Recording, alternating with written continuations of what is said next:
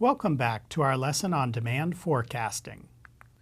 Upon completion of this lesson, learners should be able to provide a definition of forecasting, discuss the types of forecasts and demand patterns, and identify the types of demand patterns. A very simple and to-the-point definition of forecasting. Forecasting is the process of making predictions of the future based on past and present data and analysis of trends. There are two broad categories of forecasting methods, qualitative and quantitative. Qualitative methods rely on expert judgment and intuition to substitute for substantial historical data. Qualitative methods are used in the launch of new product concepts where there is no history to draw upon and extrapolate from. When Tesla launched sales of their first electric cars, they had no hard historical data to work from. Hence, intuition and expert judgment from consumer interviews, etc., was needed to develop initial sales forecasts.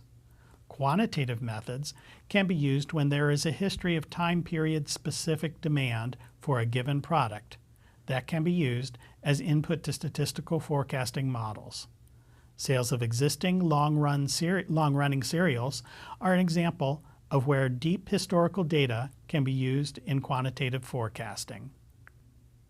Specific quantitative methods include time series, which are models that predict future demand based on past history, causal relationships, which are models that use statistical techniques to establish relationships between historical demand and various outside independent factors, and simulation, models that can incorporate some randomness and nonlinear effects to provide a more robust analysis of the inputs to the statistical techniques, where inputs are allowed to vary to some extent to represent the random elements of the real world, as opposed to the static nature of purely historical data. Product or service demand typically has one or more patterns associated with it. Trend, which is a predictable growth or decline. Seasonal, which are patterns that increase and decline, repeating cycle after cycle. Cyclical, patterns that are influenced by external factors, such as the broader economy or changes in customer preferences. And trend with seasonality, where predictable growth or decline based on cycles is seen. There are a number of qualitative forecasting methods, such as grassroots, panel consensus, and Delphi methods, which involve polling customers or potential customers or a panel of experts for their opinions on the likely future demand for a product. Market research, which entails more broad research into macro and micro trends which may influence product demand, and historical analogies, where a similar product's demand pattern is used to be representative of the future demand for a new product. I've found this approach to be particularly beneficial in that it supports leveraging detailed historical data from other products. However, it can be risky if the products are not sufficiently similar. Hence, a mix of multiple techniques may be the best approach when using qualitative forecasting methods. A simple quantitative forecasting technique is moving averages.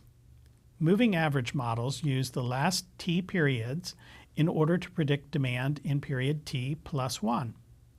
Two types of moving average models.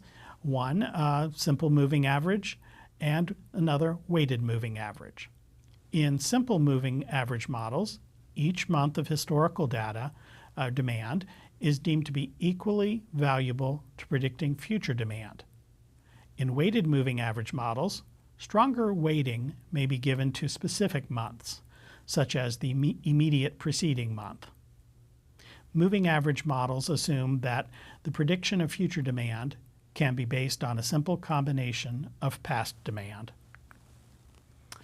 In the simple moving average model, the forecast value for the next period is equal to the sum of the actual sales from each of the time periods under consideration, divided by the number of months of data being considered in the calculation.